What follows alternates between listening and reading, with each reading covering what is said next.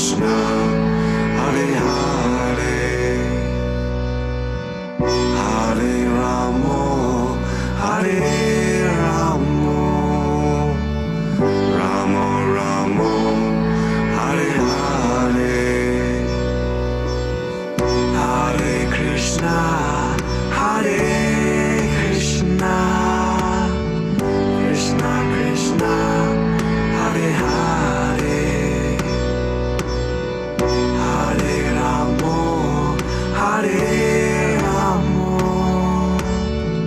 Ramo Ramo, Hare Hare,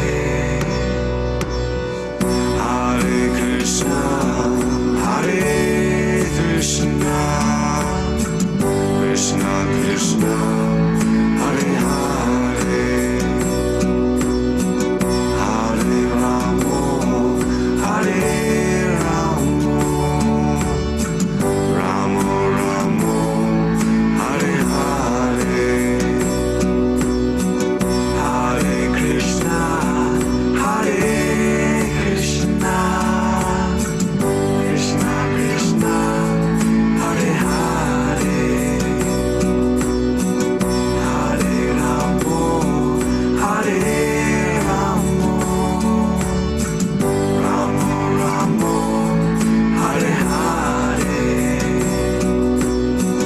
Hare Krishna, Hare Krishna, Krishna Krishna, Hare Hare, Hare Ramo, Hare Ramo, Ramo Ramo,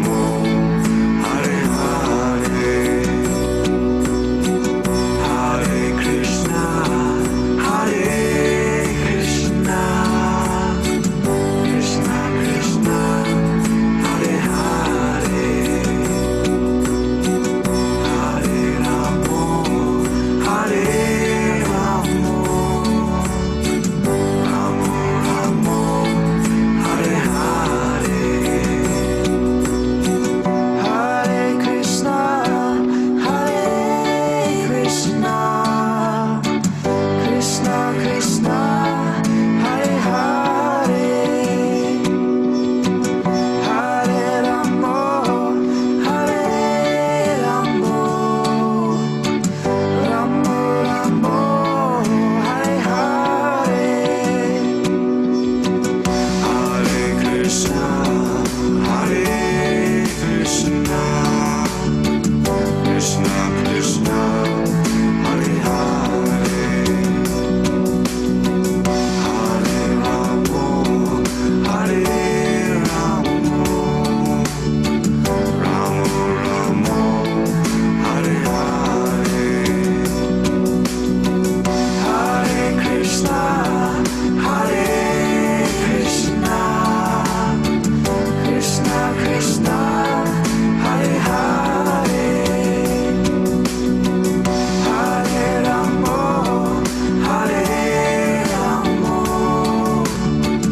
Ramo Ramo, Hare Hare, Hare Krishna, Hare Krishna, Krishna Krishna, Hare Hare, Hare Ramo, Hare Ramo, Ramo Ramo, Hare Hare, Hare Krishna, Hare Krishna, Krishna Krishna, Hare Hare, Hare Ramo, Hare Ramo, Ramo Ramo, Hare Hare, Hare Krishna, Hare Krishna, Krishna Krishna, Hare Hare, Hare Ramo, Hare Ramo, Ramo Ramo, Hare Hare,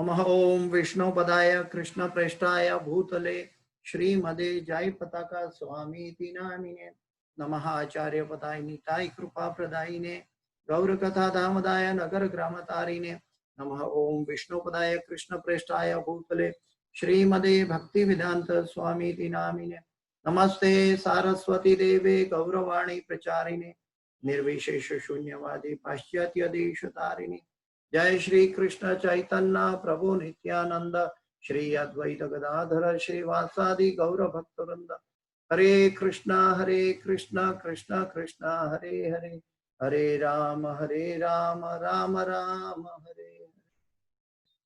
ओम अज्ञानातिमिरान्धस्य ज्ञानाञ्जनशलाकया चक्षुरुन्मिलितं येन तस्मै श्रीगुरुवे नमः। श्रीचैतन्यमनोभीष्टं स्थापितं येन भूतले स्वयं रूप गदा मह्यं ददाति स्वपदान्तिकं वन्देऽहं श्रीगुरु श्रीयुतापदकमलं श्रीगुरु वैष्णवांश्च श्रीरूपं साग्रजातं सगणा रघुनाथान्वितं तं सजीवं साद्वैतं सावधूतं परिजना सहितं कृष्ण चैतन्य देवं श्री राधा कृष्ण पादां सहगणा ललिता श्री विशाखान्वितांश्च हे कृष्ण करुणा सिंधु दीनबंधो जगत्पते गोपेश गोपिका कांत राधा कांत नमोस्तुते तप्त कांचन गौरांगी राधे वृंदावनेश्वरी वृषभानुसुते देवी प्रणमामि हरिप्रिये वाञ्छाकल्पतरुभ्यश्च कृपा सिन्धुभ्य एव च पतितानां पावनेभ्यो वैष्णवेभ्यो नमो नमः। श्री कृष्ण चैतन्य प्रभु नित्यानंद श्री अद्वैत गदाधर श्रीवासादि गौर भक्तवृंद हरे कृष्ण कृष्ण कृष्ण हरे हरे हरे राम राम राम हरे हरे। ओम नमो भगवते वासुदेवाय ओम नमो भगवते वासुदेवाय ओम नमो भगवते वासुदेवाय नारायणं नमस्कृत्यं नरं चैव नरोत्तमं देवीं सरस्वतीं व्यासं ततो जयं मुदीरयेत् नष्टप्रायेषु अभद्रेषु नित्यं भागवत सेवया भगवते उत्तम श्लोके भक्तिर्भवति नैष्ठकी। हरे कृष्णा। तो आज हम भगवद गीता की कक्षा में आगे चलते हैं। 6ठे अध्याय के 17वें श्लोक पे आज चर्चा करेंगे। 17वां श्लोक के बाद अगर टाइम मिला तो आगे का श्लोक पे भी चर्चा करेंगे। तो 6:17 आज का श्लोक है। 6ठा अध्याय 17वां श्लोक। युक्ताहार विहारस्य युक्त चेष्टस्य कर्मसु युक्त स्वप्नावबोधस्य योगो भवति दुःखः। युक्ताहार विहारस्य युक्त चेष्टस्य कर्मसु युक्त स्वप्नावबोधस्य योगो भवति दुःखः। युक्ताहार विहारस्य युक्त चेष्टस्य कर्मसु युक्त स्वप्नावबोधस्य योगो भवति दुःखः। अनुवाद पढ़ते हैं प्रभुपाद जी के द्वारा। अनुवाद और तात्पर्य भाई श्री भक्ति वेदांत स्वामी श्रील प्रभुपाद महाराज की जय। अनुवाद। जो खाने सोने आमोद प्रमोद तथा काम करने की आदतों में नियमित रहता है वह योगाभ्यास द्वारा समस्त भौतिक क्लेशों को नष्ट कर सकता है। तो मैं फिर से पढ़ता हूं अनुवाद। जो खाने सोने आमोद प्रमोद तथा काम करने की आदतों में नियमित रहता है वह योगाभ्यास द्वारा समस्त भौतिक क्लेशों को नष्ट कर सकता है। तो योगाभ्यास में समस्त भौतिक क्लेश जो है उसको नष्ट करना है तो ये चीजों में हमें नियमित रहना भगवान कह रहे हैं। जो खाने में नियमित है, सोने में नियमित है, आमोद प्रमोद तथा काम करने की आदतों में नियमित रहता है। तो आइए प्रभुपाद जी के तात्पर्य क्या कहते हैं। खाने, सोने, रक्षा करने तथा मैथुन करने में जो शारीरिक की आवश्यकता है, अति करने से योगाभ्यास की प्रगति रुक जाती है। कोई भी चीज अति करने से योगाभ्यास, आध्यात्मिक उन्नति या साधना भक्ति हमारी उसमें तकलीफ आती है। जैसे कहते हैं अति सर्वत्र वर्जयेत, एक कथन है कि अति सर्वत्र वर्जयेत, कोई भी चीज में अतिशयोक्ति करेंगे तो उसको वर्जन किया गया है, शास्त्र द्वारा प्रमाणित नहीं किया गया है। आज भगवान यहाँ यही बात कर रहे हैं कि अति करने से योगाभ्यास की प्रगति रुक जाती है। हम भी योगाभ्यास के विद्यार्थी हैं और कोई भी चीज में अतिशयोक्ति काम नहीं आती। जहां तक खाने का प्रश्न है, इसे तो प्रसादम या पवित्रकृत भोजन के रूप में नियमित बनाया जा सकता है। हमें प्रसाद इतना ग्रहण करना चाहिए कि जितने से हमारी साधना में कोई बाधा ना आए। अगर हम कम खाते हैं तो भी साधना में एकाग्रता नहीं आएगी। अगर हम ज्यादा खाते हैं तो भी आलद और निद्रा में, प्रमाद में हम खो जाएंगे और हमारी साधना ठीक तरह से नहीं हो पाएगी। और इससे अतिरिक्त और एक बात है कि हमारा जो खाने की प्रवृत्ति है वो समय पर, मतलब नियमित होनी चाहिए। इस्कॉन में कुछ सालों पहले सभी घरों में ये होती थी और इस्कॉन में आज भी ब्रह्मचारियों के लिए ये पद्धति बिल्कुल आज नियम अनुसार चल रही है कि जैसे भगवान का राजभोग ऑफर हो जाता है तब ब्रह्मचारी को भोजन दे दिया जाता है और शाम को 5, 5:30 बजे ब्रह्मचारियों को खाना मिल जाता है। तो ठीक वैसे ही हमारे संसार में आजकल क्या है, अनियमितता बढ़ गई है। हमारा सुबह का खाना का कोई ठिकाना नहीं है। हम ब्रेकफास्ट करते हैं, फिर लंच कुछ 2 बजे तक होता है, फिर शाम को 8-9 बजे तक होता है। तो इससे हमारी साधना में रुकावट आती है, हमारी साधना अनियमित हो जाती है। तो हमारी साधना को नियमित बैक टू ट्रैक पर लाने के लिए अगर हमें भौतिक कल्मशों से मुक्त होना है तो हमें ये चीज करना आवश्यक है कि हमारी जो भी एक्टिविटी है वो नियमित होनी चाहिए और हम जो ग्रहण करते हैं वो प्रसादम के अलावा कुछ ना हो। जो प्रसाद नहीं खाते वो पाप खाते हैं और पाप हमें भक्ति से विलग कर देते हैं। इसलिए हमें ये ध्यान रखना चाहिए भक्तों को साधना में कि हम जो भी मुंह में डालते हैं वो कृष्ण प्रसाद के अलावा कुछ ना हो।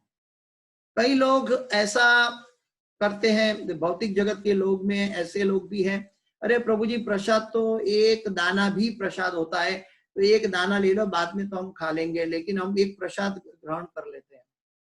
तो हम उनको कहते हैं कि क्या आप एक दाना प्रसाद खाओगे, बाकी क्या पाप खाओगे? भगवान का प्रसाद के अलावा मुंह में कुछ नहीं जाना चाहिए। हमारा भूख से लेकर हमारी तृप्ति तक जो भी मुंह में जाता है वो प्रसाद के अलावा और कुछ नहीं होना चाहिए। तो प्रभुपाद जी समझाते हैं कि पवित्रकृत भोजन के रूप में, पवित्रकृत का मतलब है हम भोग नहीं खाना चाहिए, जो भगवान को ऑफर किया गया नहीं है वो। जब भगवान को ऑफर कर देते हैं उसको प्रसाद कहते हैं। भगवत गीता 9:26 के अनुसार भगवान कृष्ण को शाक, फूल, फल, अन्न, दुग्ध आदि भेंट किए जाते हैं। पत्रम पुष्पम फलम तोयम यो मे भक्त्या प्रयच्छति।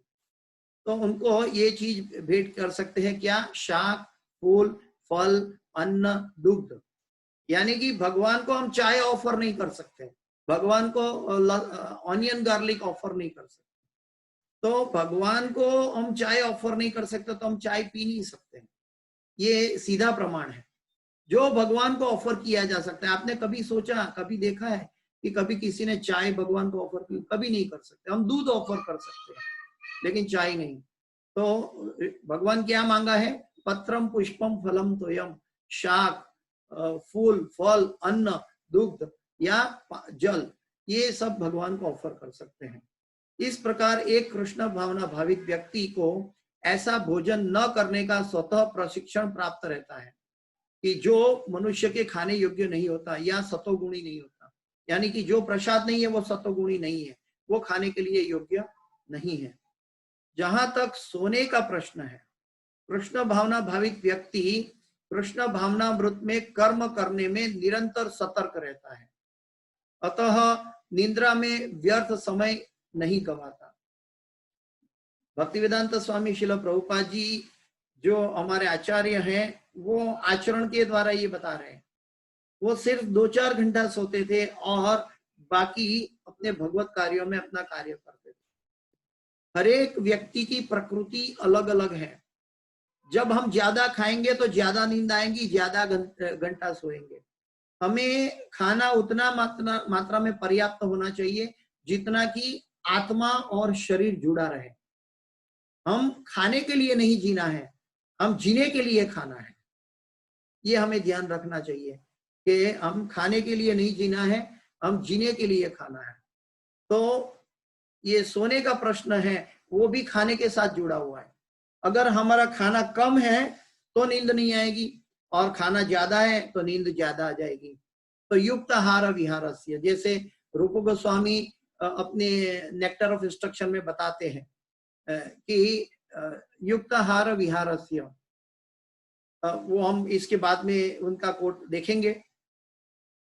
तो जब तक सोने का प्रश्न है, कृष्ण भावना भावित व्यक्ति कृष्ण भावनामृत में करने में निरंतर सतर्क रहता है। वो बात अलग है, उम्र की वजह से या किसी की तबीयत की वजह से या किसी को शारीरिक प्रॉब्लम है, वो बात अपवाद रूप में जाती है। लेकिन जहां तक हो हमें 9 बजे 10 बजे तक सो जाना चाहिए, और उसके बाद हमें 3 बजे 3:30 बजे जागना चाहिए। ये शास्त्रोक्त है। ये बात और है कि मैं अपनी बात कहूं तो मेरी शारीरिक परिस्थिति के अनुसार मैं ये फॉलो नहीं कर पा रहा हूं। ये बात मेरी एक दुर्दशा है, लेकिन ये हर एक की शारीरिक प्रकृति है। इसलिए हमें प्रयत्न करना चाहिए कि हमें 10 बजे बेड में जाके सो जाए, भगवान का कथा सुने, भगवान का दर्शन करते करते, भगवान की बातें सुनते सुनते हम भगवान सो जाए। तो ये एक स्टैंडर्ड बात है। अतः निद्रा में व्यर्थ समय नहीं गवाता। जो व्यक्ति ज्यादा खाएगा वो निद्रा में व्यर्थ समय गवाता है, वो 6 घंटा या 8 घंटा से ज्यादा सोता है। तो हमें कौन ज्यादा सोएगा? जो खाने के लिए जीता है, जो जीने के लिए खाता है, वो सतर्क आदमी है और वो भक्ति में निपुण होता है। अतः वह कम से कम सोता है। इसके आदर्श श्रील रूप गोस्वामी हैं, जो श्री कृष्ण की सेवा में निरंतर लगे रहते थे। षड गोस्वामी की बात कर रहे हैं, और दिन भर में 2 घंटे से अधिक नहीं सोते थे। बताओ। लेकिन हम उसका अनुकरण न करें, अनुसरण करें। हम षड गोस्वामी की स्थिति में, हम आध्यात्मिक उन्नति की वो स्थिति में षड गोस्वामी के लेवल में नहीं है।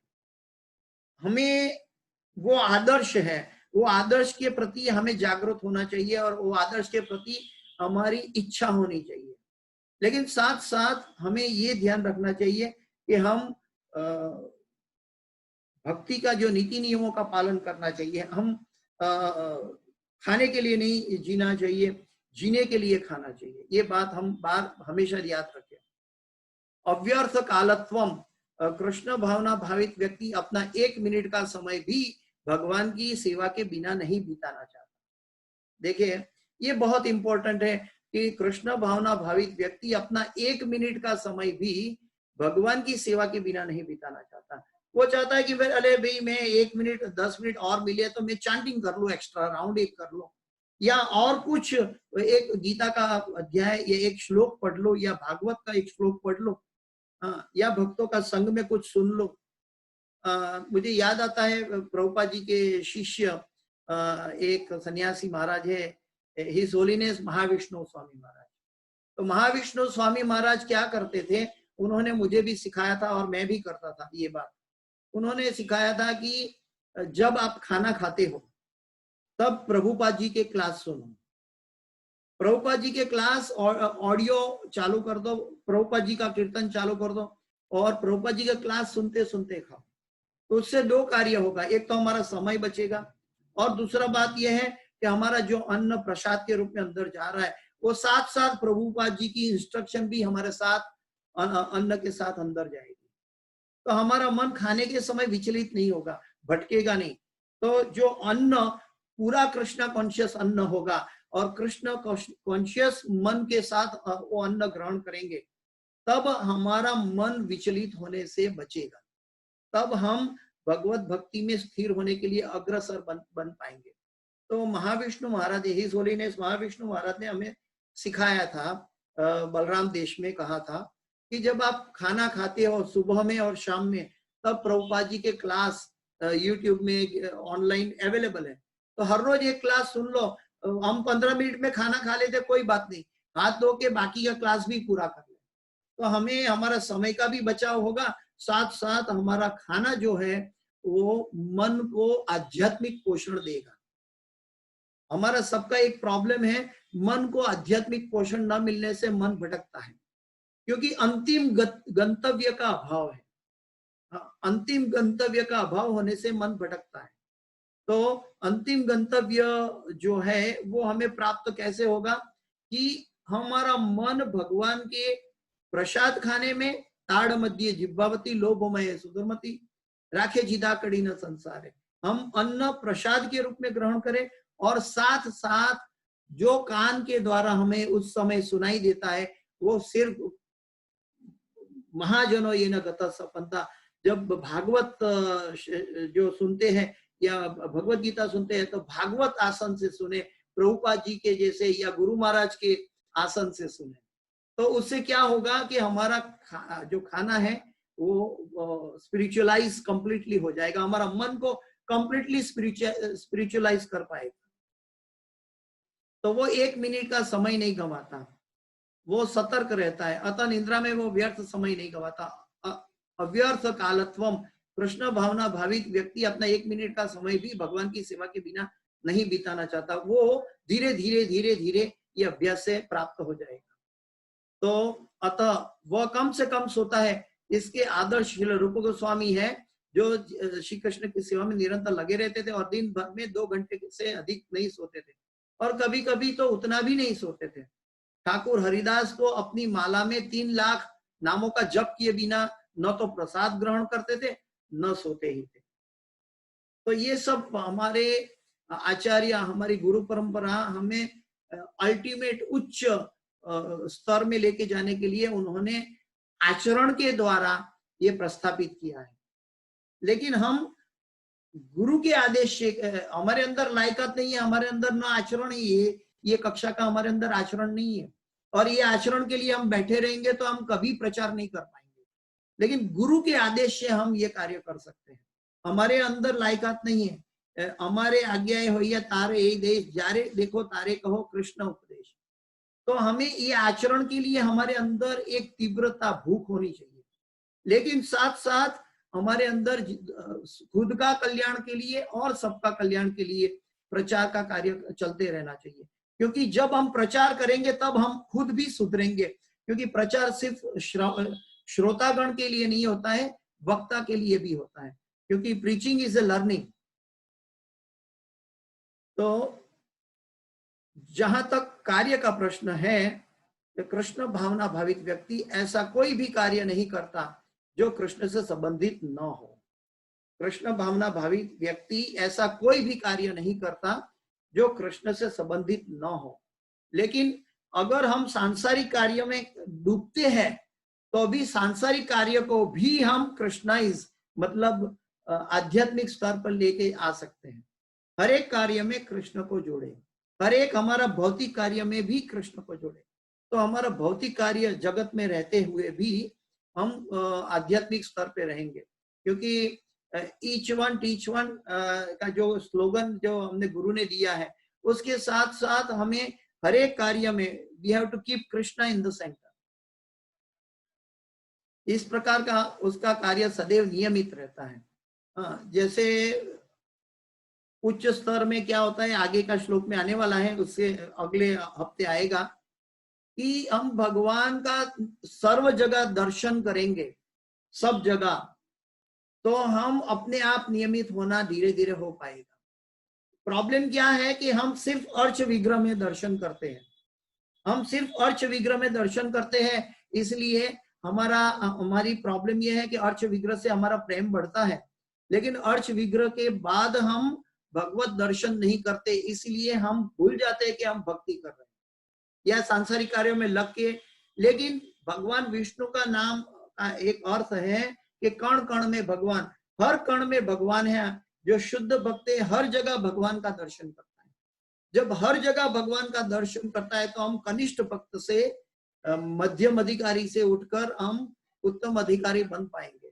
उत्तम अधिकारी का लक्षण क्या है कि वो सभी जगह भगवान का दर्शन करता है, सभी परिस्थिति में, दुख की, सुख की, कोई क्रिटिसाइज करे तो भी, कोई बढ़ावा दे तो भी, कोई भी परिस्थिति हो या हमारा सांसारिक कोई भी कार्य हो, उसको कृष्ण की इच्छा से हमारे सामने उत्पन्न हुआ है और कृष्ण की इच्छा के द्वारा भेजा गया हमारे लिए एक इम्तिहान है, एक परीक्षा है।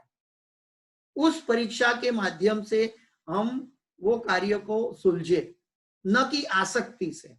जब हम मन के द्वारा आसक्ति से वो कार्य को सुलझाने की कोशिश करते हैं तब कृष्ण को भूल जाते हैं। उतना ही नहीं, माया के बद्ध हो जाते हैं, हम जन्म मृत्यु जरा व्याधि में आ जाते हैं, उसका कर्म फल में।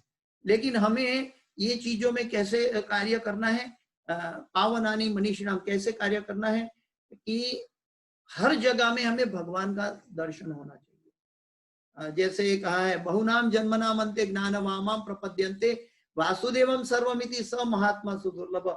ऐसा कार्य की जो वासुदेव सर्वस्व है, ऐसा महात्मा दुर्लभ है। वासुदेव सर्वस्व है, इसका मतलब क्या है कि श्री कृष्ण भगवान है उतना ही नहीं, वासुदेव सर्वस्व है इसका मतलब है कि हमारे सामने जो भी परिस्थिति है उसमें हम श्री कृष्ण को प्राधान्य दें। वासुदेवम सर्वमिति स महात्मा सुदुर्लभ। हमारी हरी परिस्थिति में, हमारे खाने में, सोने में, हमारे दिन के कार्यकलापों में, सांसारिक कार्यकलापों में हम भगवान श्री कृष्ण को प्राधान्य दें। जो ये दे सकता है वो व्यक्ति समझा है कि बहुनाम जन्मनाम अन्ते ज्ञानवामाम प्रपद्यते वासुदेवम सर्वमिति स महात्मा सुदुर्लभ। खाली Vasudev Shri Krishna supreme personality of God head है इतना ही नहीं है, वो सुप्रीम पर्सनालिटी गॉड हेड है तो इसका मतलब है हमारे साथ हर क्षण में, हर विचार में हमारे साथ जुड़े हुए हैं। जब हम भगवान से जुड़े रहेंगे हर क्षण, हर विचार में, अगर कोई हमें भला बुरा कहता है, कोई गलती करता है, तो वो गलती हमारे सामने जो दिखाई देती है तो वो भी हमारे सामने एक इम्तिहान की नजर से देखना है कि भगवान हमें, हमारी इम्तिहान ले रहा है कि ये गलती को हम कैसे देखते हैं।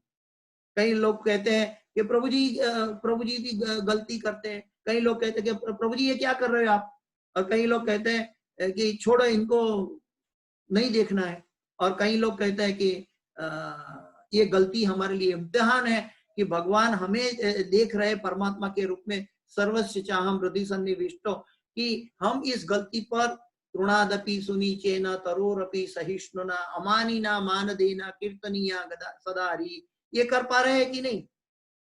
ये सिर्फ मेरे लिए नहीं है, सिर्फ आपके लिए नहीं है, ये सभी परिस्थिति के लिए है। कि हर समय में, हर देश काल प्रकृति के हर समय में ये अगर हम नियम बनाएंगे कि श्री कृष्ण हमारे जीवन के मध्य में हो, श्री कृष्ण हमारे हर एक कार्यकलापों में कृष्ण को जोड़े। इसके अंदर, इस जगत में ऐसा कोई भी कार्य नहीं पैदा हुआ जहां हम कृष्ण को नहीं जोड़ सकते। श्री चैतन्य महाप्रभु ने एक ब्राह्मण बालक से पूछा था, तो बालक चैतन्य महाप्रभु पहले कहा कि हम टॉयलेट जाते हैं तो वहां भगवान का नाम का जप नहीं कर सकते, तो वो गोपाल गुरु बालक, चैतन्य महाप्रभु ने बालक का नाम दिया गोपाल गुरु। तो गोपाल ने कहा क्यों? क्योंकि हम अगर टट्टी करते समय भी अगर हमारा प्राण निकल जाए तो हम क्या करेंगे, अंते नारायण स्मृति हमारी रह जाएगी। तो इसीलिए हम जपमाला ना ले, लेकिन हम हर समय में भगवान का नाम ले सकते हैं। ये श्री चैतन्य महाप्रभु ने भी कहा है, और चैतन्य महाप्रभु ने वो बालक, जो नन्हा बालक ने जो आर्ग्यूमेंट किया था महाप्रभु के साथ, उनके द्वारा भी हमें, गोपाल गुरु के द्वारा भी हमें ये शिक्षा बोध मिलता है कि हम दुनिया में ऐसी परिस्थिति जन्मी नहीं है जहां हम कृष्ण के साथ न रह सके। लेकिन प्रॉब्लम क्या है कि हम वो परिस्थिति को अना करते हैं। आगे प्रभुपाद जी बताते हैं कि इसका इस प्रकार का उसका कार्य सदैव नियमित रहता है और इंद्रिय तृप्ति से अदूषित, क्योंकि कृष्ण भावना भावित व्यक्ति के लिए इंद्रिय तृप्ति का कोई प्रश्न ही नहीं उठता। अतः उसे तनिक भी भौतिक अवकाश नहीं मिल पाता, क्योंकि वह अपने कार्य, वचन, निद्रा, जागृति तथा अन्य शारीरिक कार्यों में नियमित रहता है। अतः उसे कोई भी भौतिक दुख नहीं सताता। यानी कि जो भगवान का भक्त है वो कर्मणा मनसा वाचा है, वो मन में जो सोचता है वही बोलता है, वही करता है। वो सांसारिक लोग ये कार्य नहीं कर सकते, वो कल्प्रिट हो जाते हैं, वो मन में कुछ सोचते हैं, मुंह में कुछ दिखावा के लिए मीठा मीठा बोलते हैं और करते कुछ और है। तो ये भौतिक जगत के लोगों की परिस्थिति है। लेकिन आध्यात्मिक जगत में या कृष्ण भावना भावित व्यक्ति ये कार्य नहीं करेगा। तो अभी रूप गोस्वामी का जो ये श्लोक है ये भी हमें फिर से मैं रिकॉर्ड कर लेता हूँ नेक्टर ऑफ इंस्ट्रक्शन से, कि उसमें रूप गोस्वामी कहते हैं कि अत्याहार प्रयासस्य प्रजल्पो नियमाग्रह जन संगश्च लौल्यम च षड्भी भक्ति विनश्यति। वो रूप गोस्वामी कहते हैं कि अगर हमारी भक्ति कैसे नाश होती है, अत्याहार प्रयास। वंस मैं इंग्लिश में पढ़ के हिंदी में अनुवाद करता हूँ। Once devotional service is spoiled when he becomes too entangled in the following 6 activities. ये 6 चीजों से हमारी भक्ति का नाश होता है। कौन सी 6 चीज? ज्यादा खाने से, या ज्यादा पैसा इकट्ठा करने से, फिर कोई भी कार्य बहुत तकलीफ से पूरा करने से, over endeavouring for mundane things, भौतिक कार्य के प्रति हम इतना आसक्त हो जाए कि हमसे नहीं पूरा होता है, उग्र कर्म के जिसको कहते हैं, वो ऐसा उग्र कर्म करने से भी हमारी भक्ति नष्ट हो जाती है। तीसरा प्रजल्प, हम भौतिक चीजों पे प्रजल्प, भौतिक चीजों के विषयों पे बात करते रहते हैं और उसके ऊपर एक दूसरे को ब्लेम करते रहते हैं, न जानते हैं कि वासुदेवम सर्वमिति स महात्मा सुदुर्लभ अहम सर्वस्य प्रभुवो मत्त सर्वम प्रवर्तते, ये नहीं जानते, ये भूल जाते हैं। इसलिए प्रजल्प करते समय एक दूसरे वैष्णव अपराध कर बैठते हैं या दुनियावी लोगों का भी हम अपराध कर बैठते हैं। हम भूल जाते हैं कि ये सभी प्रकृति क्रियमाणानि गुणे कर्माणि सर्वशः, ये सब प्रकृति के गुणों द्वारा हो रहा है, उनके कर्म के आधार पे प्रकृति उससे करवा रही है, लेकिन हम वैष्णव अपराध कर बैठते हैं। तो ये हमें इससे बचना चाहिए कि प्रजल्प से बचना चाहिए। प्रैक्टिसिंग स्पिरिचुअल, हमें शास्त्रों का नियम और जड़ता से पालन करना ऐसा नहीं होना चाहिए। हमें शास्त्रों का नियम जो है वो हमारी आध्यात्मिक उन्नति के लिए करना चाहिए। कभी कभी हम जड़ता से पालन करते हैं, जड़ता के मतलब नहीं ये करना पड़ेगा, ये करना पड़ेगा, ये करना पड़ेगा, उसका मतलब इससे क्या होता है कि हमारा जो भाव है वो नष्ट हो जाता है। हम जो भी करते हैं भगवान को वो प्रेम से, आदर से, हृदय से करें, मन से करें, जड़ता से ना करें। अगर हम भगवान की भक्ति करनी है तो नियम आग्रह करना है, आग्रह और आग्रह में अंतर है। नियमों का पालन करना चाहिए लेकिन नियमों में जड़ता नहीं लानी चाहिए। अगर नियमों में जड़ता आ जाएगी तो भक्ति का भाव विनष्ट हो जाएगा, ये रूप गोस्वामी कहते हैं। तो उसमें आगे कहते हैं कि और rejecting the rules and regulation of the scriptures and working independently और व्हिम्सिकली। अगर हम मनोधर्म से भी भक्ति करेंगे, रूल्स रेगुलेशन नहीं पालन करेंगे और मनोधर्म से करेंगे, शास्त्रों के नियमों का आदेश नहीं पालन करेंगे, तो भी हमारी भक्ति का नाश होगा।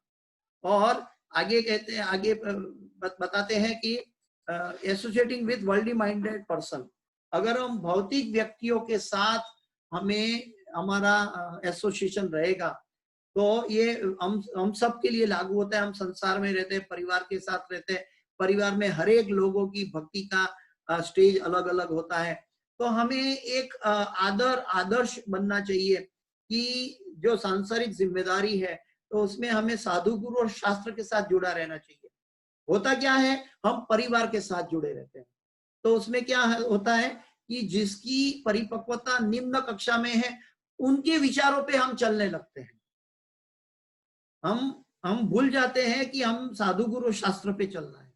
तो हम परिवार को नेसेसिटी, हम परिवारों की जरूरियात जरूर पूरी करें, ये हमारा फर्ज है, लेकिन जरूरियात पूरी करने के साथ साथ हम साधु गुरु और शास्त्र को ना भूलें। तो वर्ल्डली माइंडेड पर्सन, अगर हम भौतिक चीजों में, हमें हमारा मित्रगण, हमारा एसोसिएशन ऐसे लोगों के साथ ना होना चाहिए कि जो भौतिकता में बहुत गहरे कुएं में डूबे हुए हैं। हमें ऐसे लोगों से होना चाहिए कि जो फ्रेंडली है, आध्यात्मिक चीजों से फ्रेंडली है। नहीं तो हमें भौतिक लोगों के साथ कुछ डिस्टेंस मेंटेन करना चाहिए, उनका अपराध किए बिना। और आगे बताते हैं कि हमें भौतिक ऐश्वर्य के प्रति बहुत लोभ नहीं होना चाहिए। हमारा नेम फेम बढ़ाने के लिए, संसार में हमारा पैसा का स्टेटस बढ़ाने के लिए हमारे अंदर वो ग्रीड नहीं होनी चाहिए। ये 6 चीज जो है ये हमारी भक्ति का नाश कर देती है। आगे हम चलते हैं भगवत गीता के 6ठे अध्याय के 26वें श्लोक पे चलते हैं। 6:26 यतो यतो निश्चलति मनश्चंचलम अस्थिरम ततस्ततो नियम्येतत् आत्मन्येव वशम नयेत्। मन अपनी चंचलता तथा अस्थिरता के कारण जहां कहीं भी विचरण करता हो, मनुष्य को चाहिए कि उसे वहां से खींचे और अपने वश में लाए। कछुआ का उदाहरण हम जानते हैं अच्छी तरह। कछुआ जब बाहर कोई भी आक्रमण होता है या बाहर कोई भी डरावनी स्थिति या भय पैदा हो जाता है तो तुरंत अपने पांव और अपनी इंद्रियां अपने शैल के अंदर ले लेता है। और शैल के अंदर लेने से क्या होता है कि तुरंत वो सुरक्षित हो जाता है। तो हम भौतिक जगत में भी कछुआ की तरह रहना है। भौतिक जगत में हमारा मन चंचलता के कारण चारों तरफ विषयों का चिंतन करता है। ध्यायतो विषयाम पुंसः संगस्तेषु उपजायते। ये श्लोक बहुत शार्प लेना चाहिए हमारे जीवन में। जब हमारा मन कृष्ण से दूर जाए तब याद करे ध्यायतो विषयाम पुंसः संगस्तेषु उपजायते। ये चीज मेरा मन हर के ले जा रहा है। संगा संजायते कामा कामा क्रोधो विजायते। ये चीज मुझे क्रोध तक ले जाने वाली है। अगर मिल जाएगी तो आसक्ति होगी, नहीं मिलेगी तो क्रोध लेगी। इसीलिए हमें वो चीज के प्रति आसक्ति नहीं होना है, बल्कि वो चीज अगर हम कर रहे हैं तो एक हमारा क्या बोलते हैं कि एक जरूरियात है, सांसारिक जरूरियात है, हमारी एक रिस्पॉन्सिबिलिटी है, हमारी जिम्मेदारी है। वो जिम्मेदारी के जरिए हम कर रहे हैं, न बल्कि हम उसके प्रति आसक्त हो जाए। हाँ, चाहे हमारा परिवार क्यों ना हो, हमारा परिवार के प्रति भी हमें अपनी जिम्मेदारी निभानी है, हमें अपना फर्ज निभाना है, आसक्त नहीं होना है। क्योंकि सही में लोग कहते हैं कि क्या हम परिवार के लिए ये नहीं कर सकते, क्या हम परिवार की खुशी के लिए नहीं कर सकते, या क्या हम परिवार को ये नहीं दे सकते हैं। कई चीजों की बात करते हैं सांसारी लोग, लेकिन परिवार को, हम जो भगवान का जो भक्त है वो परिवार को आत्मा की उन्नति देता है। उससे क्या होता है कि कोई बोलेगा हम भक्ति करते हैं ना तो परिवार से हम बिछड़ जाते हैं। परिवार से बिछड़ने की बात तब आती है हम जब भक्ति नहीं करते। कैसे? जब हम भक्ति नहीं करते तब हम परिवार से बिछड़ जाते हैं। कैसे? कि जैसे अगर जो व्यक्ति की छुट्टी नाव छोड़ दो मन के विचारों को, तो हर एक व्यक्ति भक्ति भूल जाएगा और अपने मन की तरह, मनोधर्म की तरह जीवन बिताएगा और उसकी अंत्य नारायण स्मृति भी अलग अलग दिशा में हो जाएगी। तो वो जीव कभी भी अलग अलग दिशा में गया हुआ जीव कभी भी एकत्रित नहीं हो सकता। लेकिन जो कृष्ण भक्ति करता है, कृष्ण को सेंटर में रखता है, तो वो कृष्ण के पास जाएगा। तो अगर हम यहाँ पे परिवार के साथ भी साथ में रहेंगे और भगवान के पास जाकर भी वो आत्मा के साथ हमारा फिर से मिलन होगा भगवान की सेवा के लिए। तो भगवान का जो भक्त है वो कृष्ण के पास पहुंचने के बाद भी परिवार को साथ लेकर जाएगा, ऐसी भावना रखेगा तो गलत नहीं है। लेकिन अगर परिवार को आसक्ति के साथ लेकर जाएगा, उसकी सांसारिक जरूरियात पूरी करके आनंद प्रमोद में जीवन बिताएगा, तो वो कर्म बंधन में फंस जाएगा, वो कभी एक साथ मिल नहीं पाएगा। तात्पर्य में प्रभुपाद जी बताते हैं कि मन स्वभाव से चंचल और अस्थिर है, बंदर की तरह। बंदर तो फिर भी चंचल मानते हैं, बंदर का एक एग्जाम्पल है, लेकिन बंदर से भी एक साथ हजारों बंदर को अगर शराब पिलाया जाए, अगर नशा दिया जाए बंदरों को, एक साथ 1000 बंदरों को, और बाद में जो हम देखेंगे, ऐसा हमारा मन है, इतना चंचल है। एक सेकंड में हम कहीं बैठे हैं और कहीं चला जाता है। हम भगवान के सामने बैठे, हाथ में माला लेकर बैठे, महामंत्र के साथ बैठे, और मन कहीं और चला गया। तो ये मन जो है ये अति चंचल है हम सबका, और इसे अभ्यास ने तो कौनता या वैराग्य ने चक्रुय, महामंत्र का अभ्यास के द्वारा और भौतिक चीजों से विरक्ति। विरक्ति का मतलब है जब अभ्यास तेज होगा तो अनर्थ निवृत्ति हो जाएगी। हम सांसारिक जिम्मेदारी समझकर कार्य करेंगे तो आसक्ति मिट जाएगी। हम क्या करते हैं, ये मेरे बिना नहीं हो सकता है तो मैं आसक्त हो जाता हूं, मैं ये कार्य मैं कर रहा हूं। हम मैं नहीं करना है, भगवान मेरे से करवा रहे हैं, और मेरी जिम्मेदारी है, मेरी फर्ज में डाला है ये परिवार की सेवा करना। तो हमारे लिए वो परिवार की सेवा भी भक्ति हो सकती है। किंतु स्वरूप सिद्ध योगी को मन को वश में लाना होता है। अगर मन वश में नहीं होगा तो हमारी यात्रा सफल नहीं होगी। हम घर से निकलते हैं तो मन में निश्चय करके निकलते हैं हम कहाँ जा रहे हैं। मन में पहले निश्चय होता है हमें कहाँ जाना है।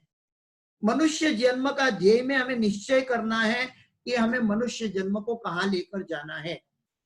अगर बिना निश्चय हम कार चलाने लगे तो हम कहाँ जाएंगे। कार एक रोड से दूसरे रोड, दूसरे रोड से तीसरे रोड, आप एक पागल की भांति घूमेंगे। आपने रास्ते में एक पागल व्यक्ति को देखा होगा, तो पागल व्यक्ति इधर उधर भटकता है, उसको दिशा का कोई प्रमाण नहीं है, न दिशा का ज्ञान है, वो इधर उधर भटकता है पागल की तरह। या नशे वाला व्यक्ति जो होता है वो भी पागल की तरह घूमता है, उनको दिशा नहीं पता है। अगर हमारे जीवन में मनुष्य होने के बावजूद भी अगर जीवन की दिशा अगर हमें नहीं लेंगे साथ में, तो हमारी जीवन की यात्रा ठीक नहीं होगी। जैसे घर से निकलने के टाइम कहीं भी जाते हैं, मंदिर जाने के लिए निकलते हैं, तो पहले घर से निश्चय करते हैं कि हम मंदिर जाने के लिए निकल रहे हैं। तो मन में निश्चय है कि मंदिर जा रहे हैं। हाँ, हम कहीं भी जाते हैं तो पहले मन में निश्चय करते हैं। तो मनुष्य जीवन के लिए हमें निश्चय करना है कि इसी मनुष्य जीवन में मैं भगवत प्राप्ति, भगवान की प्राप्ति होनी चाहिए। अगर निश्चय नहीं है तो हमारी यात्रा ठीक नहीं होगी। अगर निश्चय नहीं है तो जीवन की यात्रा भी ठीक नहीं होगी। तो प्रभुपाद जी समझाते हैं कि किंतु स्वरूप सिद्ध योगी को मन को वश में लाना होता है, उस पर मन का अधिकार नहीं होना चाहिए। हमें गोदास नहीं बनना चाहिए, गोस्वामी बनने की कोशिश करनी है।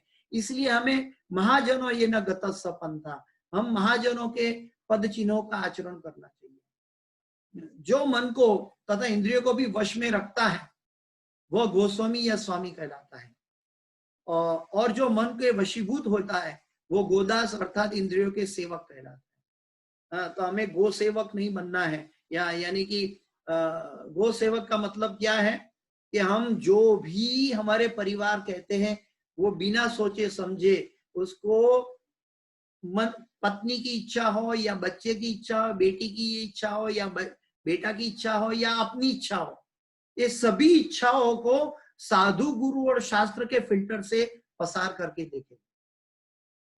अगर हमारी इच्छा को फिल्टर करेंगे साधु गुरु शास्त्र के द्वारा तो हमारी दिशा सही दिशा में होगी। अगर हमारा फिल्टर जाम हो गया है भौतिक इच्छाओं के द्वारा और साधु गुरु और शास्त्र नहीं दिखता तो हमारी जीवन की यात्रा भी ठीक नहीं होगी। गोस्वामी इंद्रिय सुख के मानक से भिन्न होता है। दिव्य इंद्रिय सुख वह है जिसमें इंद्रिय ऋषिकेश अर्थात इंद्रियों के स्वामी भगवान कृष्ण की समय लगी रहती है। जनरली हम सब भक्ति करते हैं, हम सब आध्यात्मिक उन्नति के लिए भक्ति करते हैं, हमारी साधना करते हैं, हम गुरु के पास जाते हैं, दीक्षा लेते हैं, हम साधना करते हैं, 16 माला करते हैं। हम बार बार कहते हैं, ये मैं बार बार अपनी क्लास में मैं कहता हूं और फिर से मैं दोहराता हूं, क्या कहता हूं कि हमारी साधना हम नहीं करते, भले हमारे शरीर और उंगली से करते हुए दिखाई दे रही है, हमारी साधना गुरु और भगवान के द्वारा हो रही है। जब गुरु और भगवान के द्वारा हो रही है ये साधना हम मानेंगे। इसका प्रमाण क्या है? इसका प्रमाण देखेंगे, सांसारी लोग हमारे साथ चैंटिंग नहीं कर पाते, वो पूरा दिन का जैसे फ्री हो जाता है अपने काम से तो समय को नष्ट करते हैं, टीवी देखकर या पिक्चर के सिनेमा के गायन गाकर या पिकनिक में जाकर या सांसारिक चीजों में इधर उधर शॉपिंग करके वो अपना समय नष्ट करता है, क्योंकि उसको समय को कैसे उपयोग करना है अथतो ब्रह्म जिज्ञासा उसके हृदय में जागा नहीं है, तो वो समय को नष्ट करता है। और हम समय को उपयोग करते हैं। समय का उपयोग कैसे करते हैं? भगवान का नाम का जप करके या भगवान का कीर्तन करके। तो ये क्या हम जन्म से लेकर आए थे? जब तक हमें इस्कॉन नहीं मिला था तब तक हम हरे कृष्ण महामंत्र चैंटिंग करते थे रोज 16 माला। कभी आप अपने आप से पूछो कि जब तक इस्कॉन में हमने पांव नहीं रखा था, जब तक इस्कॉन से जुड़े हुए नहीं थे, तब क्या हम हरे कृष्ण महामंत्र का जप नियमित 16 माला करते थे? कभी सोचा भी नहीं था, कभी सुना भी नहीं था, और सुना था तो ऐसे ही गाकर चला गया, हमें पता भी नहीं था कि ये क्या चीज है। ये किसने दिया? ये भक्ति वेदांत स्वामी श्रील प्रभुपाद के द्वारा और उनके शिष्य गण के द्वारा, आचार्य गण के द्वारा, गुरु वर्ग के द्वारा हमें मिला है। तो वो गुरु वर्ग हमें करवा रहे हैं, ये हम क्यों भूल जाते हैं? और जब गुरु वर्ग करवाते हैं तो गुरु हमारे साथ में होते हैं। गुरु हम जब महामंत्र का जप करते हैं तो वो शक्ति गुरु की है और भगवान की है, और वो शक्ति भगवान की है और गुरु की है, तो हम अपने लिए क्यों व्यय करें? इसका मतलब हम अटेंटिव चैंटिंग क्यों ना करें?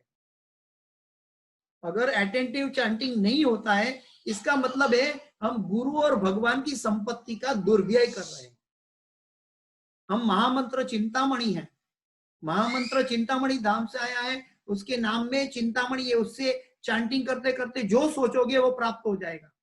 अगर हम वो चैंटिंग करते करते भौतिक चीज सोचेंगे और भौतिक चीज प्राप्त हो जाएगी तो क्या फायदा? क्या हम भौतिक चीजों के लिए चैंटिंग कर रहे हैं? हमारा चैंटिंग का गोल है कृष्ण प्रेम, भगवान का प्रेम, गुरु का प्रेम, गुरु की प्रसन्नता, भगवान की प्रसन्नता। अगर ये प्रसन्नता का ध्येय छूट जाता है तो हमारा चैंटिंग बिखर जाता है। इसलिए कई लोग कहते हैं कि हम 10 साल से चैंटिंग कर रहे हैं, मुझे कोई अनुभूति नहीं मिल रही। क्यों नहीं मिल रही है? क्योंकि मन भटकता है। चिंतामणि धाम एक्चुअली चैंटिंग हमारा है ना, वो छुरस्य धारा है, ये तलवार की धार जैसा है। जैसे जैसे हमारा मन इधर उधर भटके तुरंत वापस चैंटिंग में ले आना चाहिए।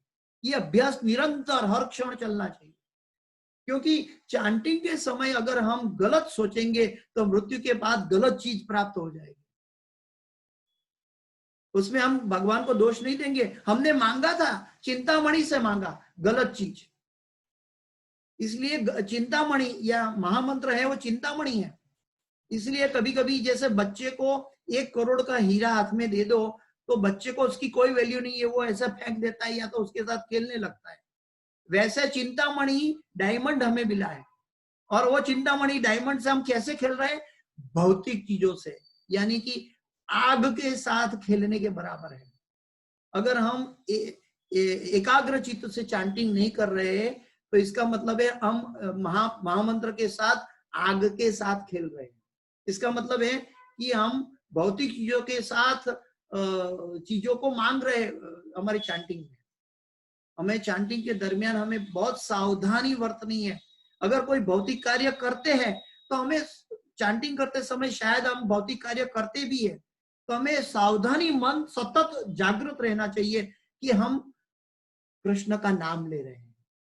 हम हर एक मंत्र को सुनने की कोशिश करें। कई लोग बोलते हैं कि हम बोलते हैं सुन नहीं पाते, फिर मन चला जाता है।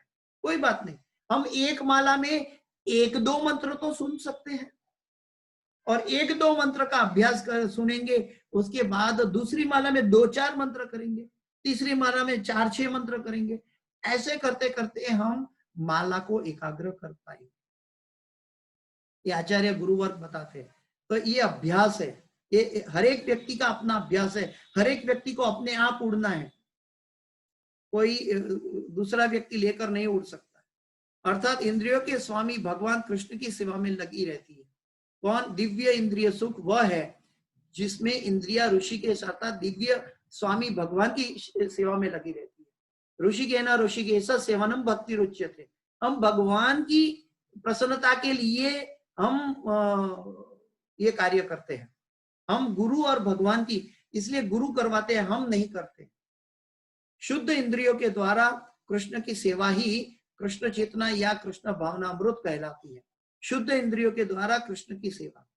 शुद्ध इंद्रिया का मतलब क्या है कि वो महामंत्र से जुड़ी रहेगी, वो महामंत्र का चिंतन करेगी। वो अगर प्रजोत्पत्ति करता है या सांसारिक जिम्मेदारी निभाता है तो भी कृष्ण को बीच में लेकर आता है।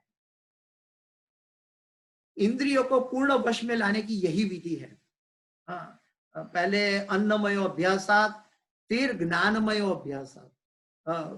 कानों से प्रभुपाद के द्वारा, गुरु के द्वारा, आचार्य गण के द्वारा हम कृष्ण कथा सुने, कृष्ण कथा सुने और प्रसाद खाए। इससे धीरे धीरे हमारा मन वश में आएगा। लेकिन साथ साथ हमारा हर एक विचारों का हमें एनालिसिस, उसका फिल्टर साधु गुरु शास्त्र के द्वारा होना चाहिए। इससे बढ़कर बात यह है कि योगाभ्यास की परम सिद्धि भी है। जब हम हमारा चैंटिंग स्वयं सुनेंगे तो उसको समाधि कहते हैं। योगाभ्यास में समाधि वो परम सिद्धि कहलाती है। और प्रभुपाद जी कहते हमारे साधना भक्ति में अगर समाधि किसको कहेंगे? हम जो बोलते हैं महामंत्र उसको सुने। आइए हम सब एक बार सभी लोग एक साथ बोले, हरे कृष्णा कृष्णा कृष्णा हरे हरे, हरे राम राम राम राम हरे हरे। हम स्वयं सुनकर फिर से बोले, हरे कृष्णा कृष्णा कृष्णा हरे हरे हरे, हरे राम राम राम हरे हरे। तो ऐसा अभ्यास निरंतर हमारी माला के जपमाला के दरमियान, संकीर्तन के दरमियान होना चाहिए। संकीर्तन के दरमियान हम क्या करते हैं कि म्यूजिक के साथ वो नाचने लगते हैं। अच्छी बात है, सुकृति है। धीरे धीरे अभ्यास से वो हम महामंत्र की ओर आकृष्ट हो जाएंगे। लेकिन हमारा अभ्यास जो है वो महामंत्र के साथ हमारा संकीर्तन होना चाहिए, महामंत्र के साथ हमारा जप होना चाहिए, महामंत्र के साथ हमारे दैनिक कार्यकलाप की एनालिसिस होनी चाहिए। तो ये हमें आज का श्लोक सिखा रहा है। इस श्लोक की इसके साथ भगवत गीता की इस कक्षा को मैं विराम दे रहा हूं। किसी भक्त का कोई प्रश्न है क्या? गूगल मीट पर आप सब भक्त साथ में जुड़े हैं अभी, किसी का कोई प्रश्न?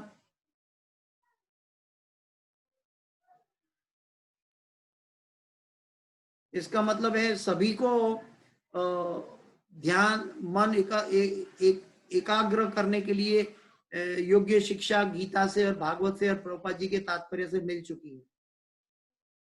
किसी को सांसारिक समस्या है जो चैंटिंग में तकलीफ पहुंचाती है?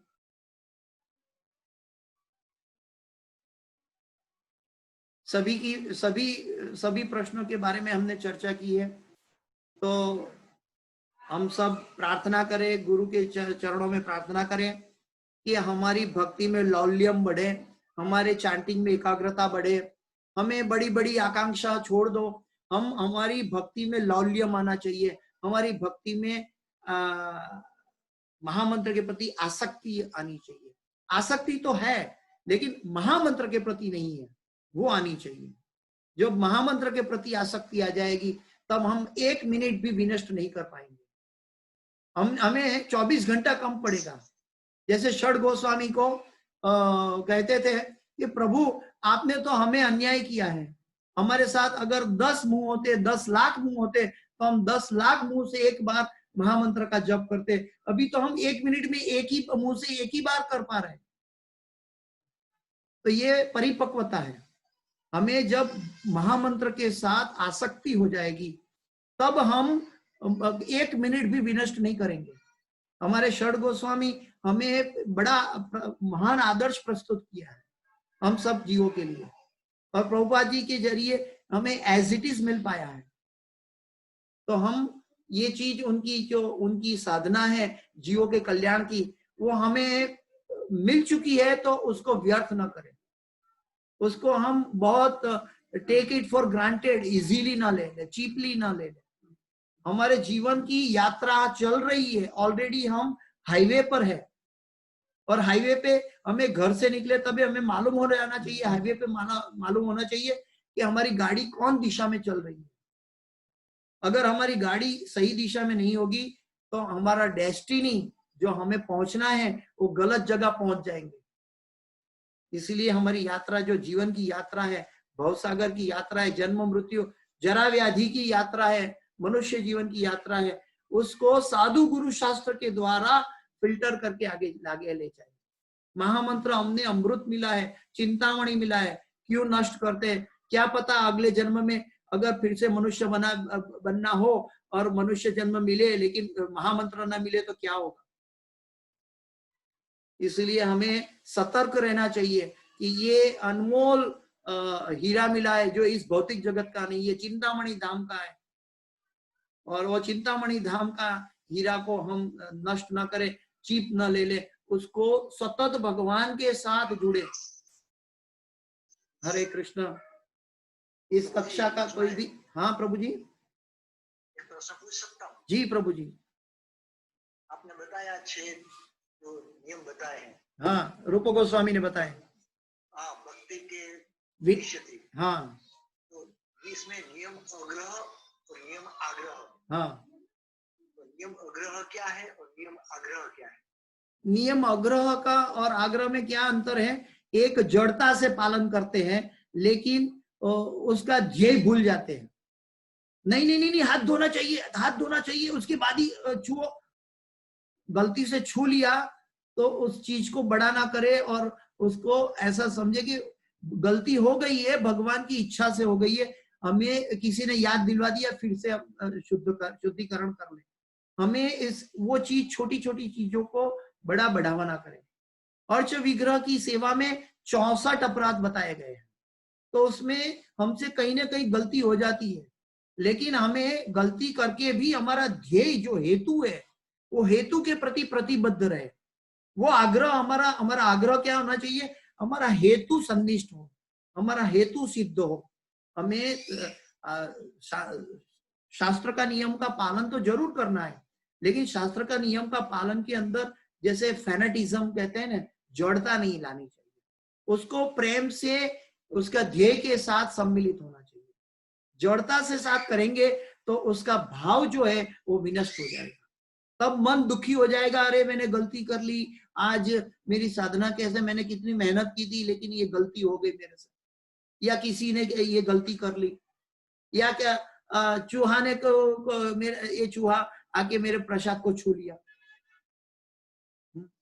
तो ऐसे ऐसे कई हजारों लाखों कारण होते हैं हमारी भक्ति में। हमारा ध्येय क्या होना चाहिए कि हमें भगवान और गुरु की संतुष्टि के लिए कर रहा हूं, और भगवान हमारा प्रयत्न देख रहे, हमारा भाव देख रहे। भावग्राही जनार्दन है, वो हमारा गलती देखने के लिए नहीं बैठे हैं। अगर गलती करेंगे तो भाव चला जाएगा, इसलिए गलती नहीं करना हमारा ध्येय होना चाहिए। लेकिन गलती फिर भी अनायास से, 100 प्रयत्न से नहीं, बल्कि गलती से गलती हो जाए तो उसके प्रति हमें भगवान की इच्छा समझकर छोड़ देना चाहिए, और उसको आगे से ना हो ऐसा प्रयत्न करके हमें भगवान की भक्ति का ध्येय आगे एक निष्ठ रखना चाहिए। ये अग्रह और आग्रह के बीच में फर्क है। तो कभी कभी हम नए नए भक्त होते हैं तो अग्रह में फंस जाते हैं, वो जड़ता दिखाते हैं हर एक कार्यों में, तो जड़ता से हमारी भक्ति का जो ध्येय पूरा नहीं होता, बल्कि कभी कभी वैष्णव अपराध हो जाता है, कभी हमारा मन दुखी हो जाता है और कोई डीटी अपराध हो जाता है, ये भगवान का अपराध हो जाता है, भगवान के भक्तों का अपराध हो जाता है, गुरु का अपराध हो जाता है। लेकिन अगर हम ध्येय को समझे कि भगवान कहते हैं कि आप क्या कर्म करते हो मैं नहीं देखता, लेकिन आपके पीछे कर्म का हेतु क्या है वो मैं देखता हूं।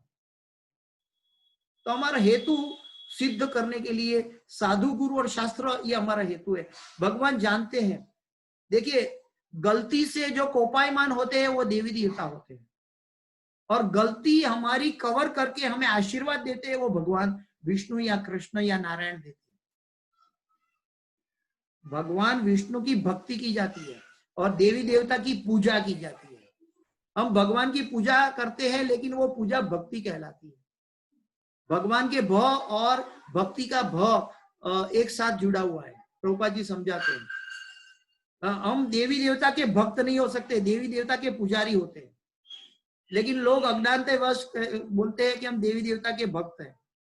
देवी देवता के पुजारी होते हैं वो कार्मिक है, और भगवान के भक्त है होते हैं वो पूजा करके भी भक्त है, क्योंकि वो पूजा करते हैं, वो पूजा भी उसकी भक्ति है। उसका हेतु पूजा नहीं है, उसका हेतु भगवान की संतुष्टि और भगवान की प्राधान्यता है। इज दैट क्लियर प्रभु जी? थैंक यू प्रभु जी, दंडवत प्रणाम। हरे कृष्ण प्रभु जी। हरे कृष्ण, दंडवत प्रणाम। प्रभु जी मेरा एक प्रश्न था। हाँ, कि हमारे जीवन में हम जो साधन भक्ति कर रहे हैं, हम जीवन में जो साधन भक्ति कर रहे हैं, हाँ, तो हमारे गुरु और हमारे भगवान हमसे प्रसन्न है, ये हम कैसे जान सकते हैं? उसका अनुभव हमें कैसे मिल सकता है कि गुरु महाराज और भगवान प्रसन्न है हमसे?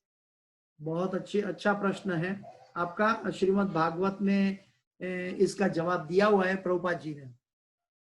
जब गुरु प्रसन्न है तो भगवान प्रसन्न है, ये इसका प्रमाण है। लेकिन गुरु कैसे प्रसन्न है ये हम कैसे जाने? अगर गुरु हमारे सामने है, वपु में उपलब्ध है, तो हम गुरु से स्वयं जाकर गुरु महाराज को प्रश्न कर सकते हैं कि गुरु महाराज हम क्या करें कि आपकी प्रसन्नता हमारे पर बनी रहे। अगर गुरु हमारे सामने वपु में उपलब्ध है तो हमें ऐसे प्रश्न करना चाहिए गुरु से कि हम क्या करें कि गुरु महाराज आप प्रसन्न हो हमारे पर। तो ये बहुत योग्य प्रश्न है। और जब गुरु सामने नहीं है तो गुरु का आदेश का पालन, गुरु की बताई गई दिशाओं का पालन करना वो गुरु के प्रति प्रेम है। और गुरु एक तत्व है, गुरु एक व्यक्ति या स्थूल शरीर नहीं है, गुरु एक तत्व है। और जब गुरु के आदेशों का पालन करते हैं, यस्य प्रसादात भगवत प्रसादो यस्य अप्रसादात न गति कुतोपि। जब गुरु के आदेशों का पालन करेंगे तो भगवत प्रसाद मिलेगा, और गुरु के आदेशों का पालन नहीं करेंगे तो भगवत प्रसाद न गति कुतोपि, तो भगवत प्रसाद नहीं मिलेगा, तो भौतिक जगत का भोग मिलेगा। तो कैसे पता चले, आपका प्रश्न है। तो इसके लिए गुरु महाराज ने ये प्रश्न कुछ साल पहले, कम से कम 20-25 साल पहले मैंने गुरु महाराज को पर्सनली किया था ये प्रश्न। आपका सेम प्रश्न मैंने गुरु महाराज मेरे बाजू में बैठे थे, उनके चरण के सामने मैं बैठा था, और गुरु महाराज को मैंने बलराम देश में ये प्रश्न किया था। तो गुरु महाराज ने कहा कि 2 चीज बताई। गुरु महाराज ने कहा कि आप एकदम सीरियस कृष्ण भक्त बने, आप हृदय से और मन से कृष्ण भक्त बने, और कई जीवों को कृष्ण भक्त बनाने में सहायता करें। अगर आप ये 2 चीज करेंगे तो मैं आपसे हमेशा प्रसन्न रहूंगा। हिज होलीनेस जयपताका स्वामी महाराज ने मुझे ये कहा था कि ये 2 चीज मैं मांगता हूं तुमसे, आप सीरियसली भगवान के भक्त बने, डुप्लीकेट नहीं, दिखावा के लिए नहीं, तिलक दिखाने के लिए नहीं, ड्रेस पहनने के लिए नहीं, लेकिन हृदय और मन से। जो कोई नहीं देखता, परमात्मा देखता है, गुरु देखता है। ऐसे हृदय और मन से भगवान का भक्त बने, और दूसरे जीवों को भगवान की भक्ति प्रदान करने में सहायता करे, प्रचार करने में मदद करे। ये गुरु महाराज ने मुझे कहा था कि आप ये 2 चीज करोगे तो मुझे you are like you are hugging my heart. तो आप गुरु महाराज ने कहा था कि आप, फिर गुरु महाराज हंसने लगे कि ये 2 चीज आप करोगे तो मुझे, मैं बहुत प्रसन्न रहूंगा। तब जाके कुछ सालों के बाद फिर से मैंने गुरु महाराज को प्रश्न किया था। अभी अभी 1 साल पहले की बात है, जब गुरु महाराज से मिला तब मैंने प्रश्न किया था कि गुरु महाराज, मुझे ऐसा आशीर्वाद चाहिए कि मेरा भक्ति में लौल्यम बढ़े, मुझे मेरा भक्ति में लौल्यम बढ़े। और गुरु महाराज ने 3 बार मुझे आशीर्वाद दिया कि भक्ति में लौल्यम बढ़ने के लिए। वो शक्ति ब्रह्मांड की शक्ति से भी भारी है, वो आशीर्वाद ब्रह्मांड की पूरी ताकत से भी भारी है। लेकिन ये चीज जब हम आध्यात्मिक वासुदेवम सर्वमिति, ये बात हम समझेंगे तो ये शक्ति को और ये आशीर्वाद को हम समझ पाएंगे। वासुदेवम सर्वमिति बहुनाम जन्म नामंते ज्ञानवाम प्रपद्यन्ते वासुदेवम सर्वमिति स महात्मा सुदुर्लभ। ऐसे वासुदेव के पास ले जाने के लिए गुरु ऐसा आशीर्वाद प्रदान कर रहे हैं। और गुरु महाराज से हम डायरेक्ट तो मिल नहीं पाते, तो हमें मालूम कैसे पड़ेगा कि गुरु महाराज हमसे प्रसन्न है या नहीं है? देख, ऑनलाइन गुरु महाराज के क्लास हर रोज चलता है। गुरु महाराज हमारे इतने कृपालु और दयालु है कि ऑनलाइन क्लास हर रोज जूम पर चलता है गुरु महाराज का शाम को। और वो क्लास में कभी कभी हफ्ते में 1-2 बार गुरु महाराज भक्तों को प्रश्न करने के लिए चेष्टा करते ऑनलाइन पे कि किसी को कुछ पूछना है, तो उसी टाइम भी हम गुरु महाराज से स्वतः पूछ सकते हैं। गुरु महाराज को स्वयं भी पूछ सकते हैं ऑनलाइन के, ऐसी कोरोना की जैसी परिस्थिति में भी हम गुरु को पूछ सकते हैं। और ये अगर ये चीज अगर आपको जानना है तो ये चीज और भी आप उसको एनालिसिस कर ले कि अभी मैंने जो बताया 2 चीज, ये गुरु के मुख से निकला हुआ जवाब है। क्या? कि आप सीरियस कृष्ण भक्त बनो और दूसरे जीवों को कृष्ण भक्त बनाने में सहायता करो। गुरु महाराज हमेशा कई बार ये बोल चुके हैं और ये पर्सनली मुझे उपदेश दिया है, और ये पर्सनली उनके हर एक शिष्य के लिए उपदेश है कि वो सीरियसली कृष्ण भक्त बने, गुरु पे बर्डन न बने कि दीक्षा ले गया, दीक्षा हो गई, मेरा नाम हो गया आध्यात्मिक नाम, मुझे सर्टिफिकेट मिल गया, ऐसा रबर स्टैम्प न बनाए गुरु महाराज। गुरु महाराज रबर स्टैम्प नहीं है, गुरु महाराज भगवान के ट्रांसपेरेंट प्रतिनिधि है। और गुरु के मुख से निकला मतलब गुरु के द्वारा हमें आपका जो प्रश्न है ये गुरु के मुख से निकला हुआ जवाब में एज इट इज आपको पहुंचा रहा हूं। और जब भी आपको तक मिले, चाहे आप मायापुर जाओ या ऑनलाइन जाओ, तो गुरु महाराज से प्रश्न कर सकते हैं।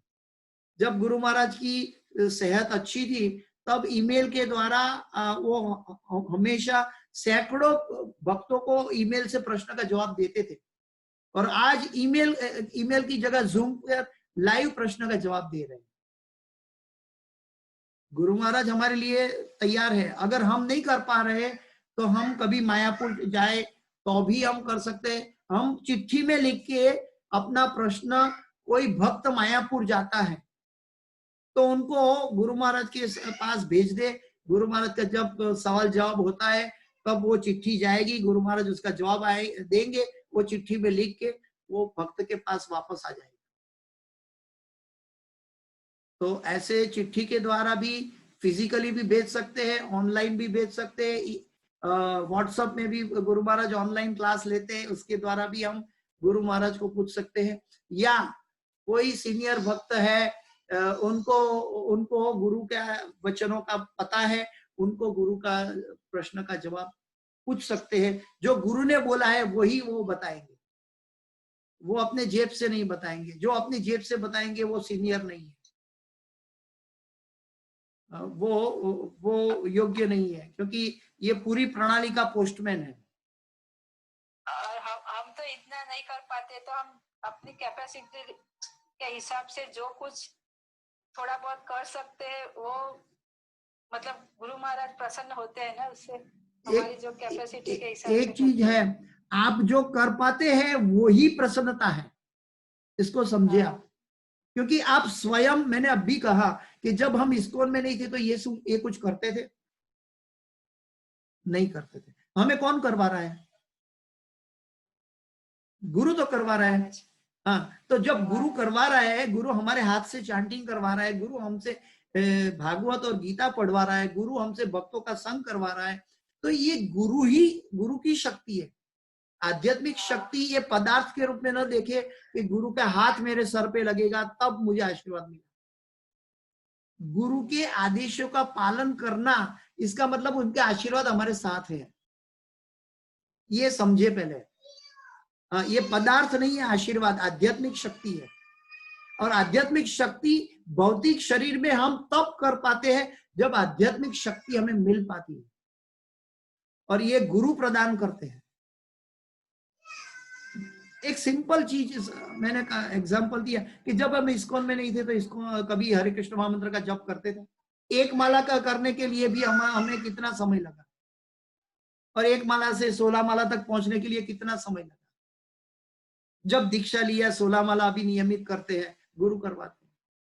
लेकिन अगर हमसे दीक्षा लेने के बाद अगर हम 16 माला नहीं करते तो हम वैष्णव अपराध कर रहे हैं। और वैष्णव अपराध 10 नाम अपराधों में सबसे खतरनाक है।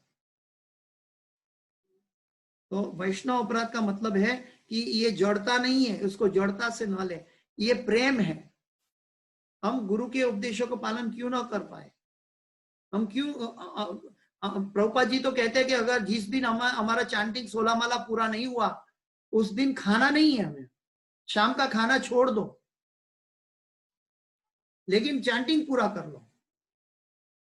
अगर चैंटिंग खाना खाने के बाद भी पूरा हो जाएगा तो कोई बात नहीं, लेकिन खाना खाने के बाद भी पूरा होने की शक्ति नहीं है तो खाने का समय भी नष्ट मत करो। तो ये प्रभुपाद जी ने हमें सिखाया है।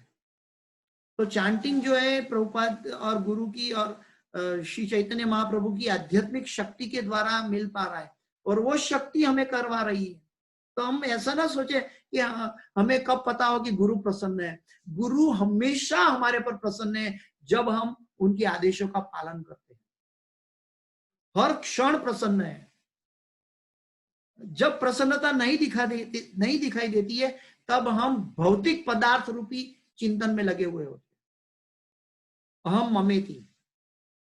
गुरु का प्रसन्नता के बिना हम चैंटिंग कर ही नहीं पाएंगे। हम शास्त्रों का अध्ययन या भक्तों का संग हो नहीं पाएगा। ये चीज हम समझे कि कैसे समझे गुरु की प्रसन्नता? तो ऐसे समझे कि हमारी साधना बहुत प्रेममयी, प्रेम के साथ हो रही है क्या नहीं, इसके अंदर प्रेम जुड़ा हुआ है कि नहीं।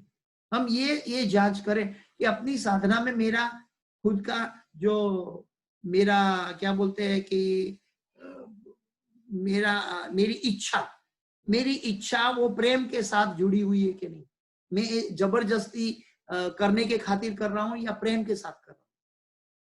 जिस दिन प्रेम के साथ हमारी साधना होगी उस दिन समझ लेना कि गुरु महाराज का दोनों हाथ आपके सर पे है।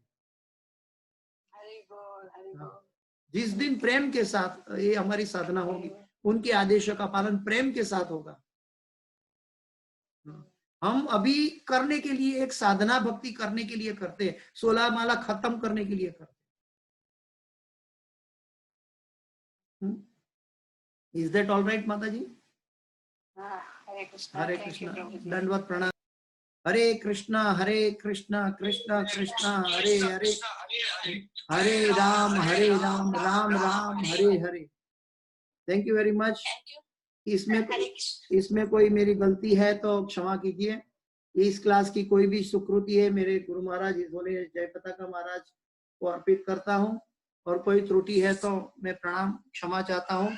वांछा कल्पतरुभ्यश्च कृपा सिंधुभ्यैव च पतितानां पावनेभ्यो वैष्णवेभ्यो नमो नमः। समावेत भक्त वृंद की जय।